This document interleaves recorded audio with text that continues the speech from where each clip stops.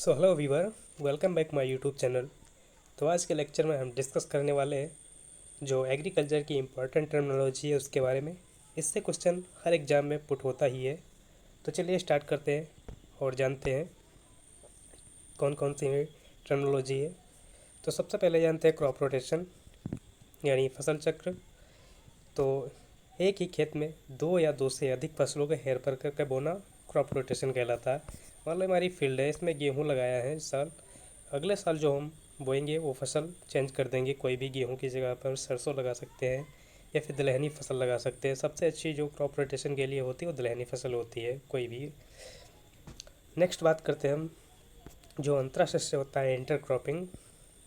Intercropping के बारे में बात करें तो इंटरक्रॉपिंग होती है दो या दो से अधिक फसलों को अलग अलग पंक्तियों में बोना। मान लो हमारा ये फील्ड है और ये पंक्ति हमारी है, इसमें गेहूँ बो दिए और इसमें सरसों बो दिए, तो ये इंटरक्रॉपिंग कहलाएगी। ऐसे ऐसे जो फसल हम बोते हैं उसको इंटरक्रॉपिंग या अंतराशस्य कहा जाता है। तो ये अंतराशस्य कंप्लीट हो गया। नेक्स्ट बात करें मिक्स्ड क्रॉपिंग की। तो मिक्स्ड क्रॉपिंग में क्या होता है, दो या दो से अधिक फसलों के बीजों को मिलाकर बोना। तो दो या दो से अधिक फसलों के बीज एक साथ मिलाकर बोना मिक्स्ड क्रॉपिंग कहलाता है। जैसे हमारी फील्ड है ये और इसमें कोई भी पंक्ति नहीं हम लेंगे काम में और डायरेक्ट सोइंग कर देंगे हम दो बीजों को मिलाकर, वो मिक्स्ड क्रॉपिंग कहलाएगी। नेक्स्ट बात करें मिक्स फार्मिंग। तो मिक्स फार्मिंग में फसलों के साथ पशुपालन, बागवानी, मुर्गी पालन इत्यादि करना मिक्स क्रॉप फार्मिंग कहलाता है। मिक्स फार्मिंग और मिक्स्ड क्रॉपिंग में अंतर आप लोग समझ गए होंगे क्या है। नेक्स्ट बात करते हैं हम मोनोक्रॉपिंग की। तो मोनोक्रॉपिंग में एक निश्चित क्षेत्र में बार बार एक ही फसल की बुआई करना मोनोक्रॉपिंग कहलाता है। मान लो हमारी फील्ड है, मान लो ये हमारी फील्ड है और इसमें हम साल दर साल एक ही फसल उगाते हैं। अधिकतर ये जो मोनोक्रॉपिंग की जाती है वेस्ट बंगाल में की जाती है, जो इसमें धान की खेती की जाती है, बार बार धान की खेती करते हैं, तो ये मोनोक्रॉपिंग या मोनोकल्चर कहलाता है। नेक्स्ट बात करें हम सोल क्रॉप की। तो खेत में एक ही फसल की बुआई करना सोल क्रॉप कहलाता है। जैसे साल भर में हम एक ही फसल बोते हैं, शुद्ध एक ही फसल लेते हैं काम में, तो वो सोल क्रॉपिंग कहलाता है, सोल क्रॉप कहलाता है। नेक्स्ट बात करें हम रिले क्रॉपिंग की।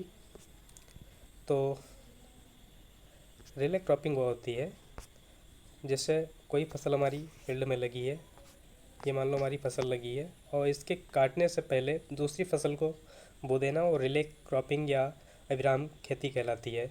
रिले खेती को अधिकतर ऐसे क्षेत्रों में उगाया जाता है जहाँ पर बाढ़ आती है, और इसको उतेरा या पेरा के नाम से भी जाना जाता है रिले क्रॉपिंग को। नेक्स्ट बात कर रहे हैं ले फार्मिंग की। फसलों के साथ घासों की खेती करना ले फार्मिंग कहलाता है। नेक्स्ट बात करते हैं हम एरबल क्रॉप क्या होता है। तो एरबल क्रॉप वह फसल जिसके लिए भू परिष्करण आवश्यक होता है, यानी टीलेज आवश्यक होता है। ऐसी फसलें जिनके बोने के लिए हमें भू परिष्करण करना ही पड़ेगा, ऐसी क्रॉप तो वह एरबल क्रॉप कहलाती है। जैसे आलू, गन्ना, मक्का, इन फसलों को बोने के लिए हम भू परिष्करण करना आवश्यक होता है, तो इसको हम एरबल क्रॉप कह देते हैं। नेक्स्ट बात करें एले क्रॉप की। तो एले क्रॉप क्या होती है, जैसे गलियारों में उगाई जाने वाली फसलें एले क्रॉपिंग कहलाती है। एग्जाम्पल देख सकते हैं यूकेलिप्टस, बबूल इत्यादि की जो गलियाँ होती हैं, जो जगह बीच में छोड़ी होती है, उनमें उर्द की खेती की जाती है, एले क्रॉपिंग कहलाती है। नेक्स्ट बात करें एग्यूमेंट क्रॉप। एग्यूमेंट क्रॉप क्या होती है, जैसे मुख्य फसलों के उत्पादन क्षमता बढ़ाने के लिए साथ में उगाई जाने वाली फसलें। जैसे हमारी कोई एक क्रॉप बो दी गई है और इसकी उत्पादन क्षमता यानी बढ़ाने के लिए हम दूसरी फसल इसके साथ बो देते हैं, उसको एग्यूमेंट क्रॉप बोल दिया जाता है। जैसे हम बरसीम के साथ सरसों का यूज़ कर सकते हैं, ये दिया हुआ है एग्जाम्पल जिसका, वह बरसीम में सरसों का यूज़ करते हैं, यह एग्यूमेंट क्रॉप कहलाती है। नेक्स्ट बात करें हम कैच क्रॉप की।